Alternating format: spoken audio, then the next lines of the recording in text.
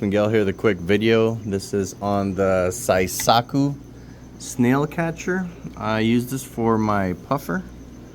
I'm gonna do a little demonstration video on how it works. So basically you push it up against the glass and then this roller flips the snails into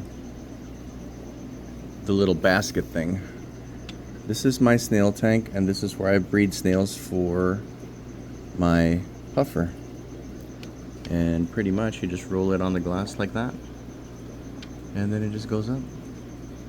You don't get them all the time. Sometimes it'll just like throw them out, like this one is all the way up there. You can drag it down and then catch it that way and then still end up over there.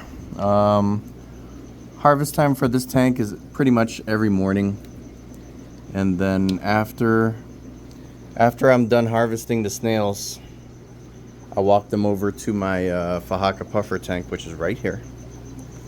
And then basically right here, I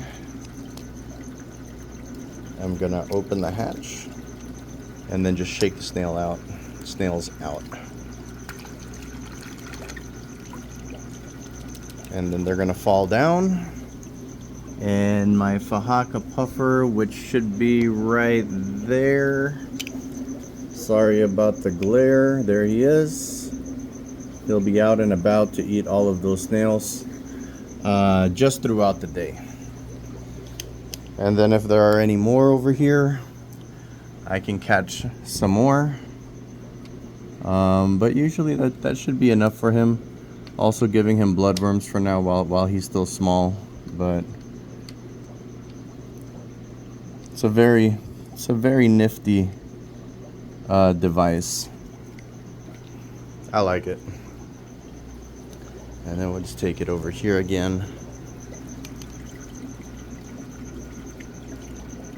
And then shake them off. And that's about it. This thing is adjustable. You can push it in or you can pull it out. And it just works really well. Post an Amazon link on the description. Thanks for watching.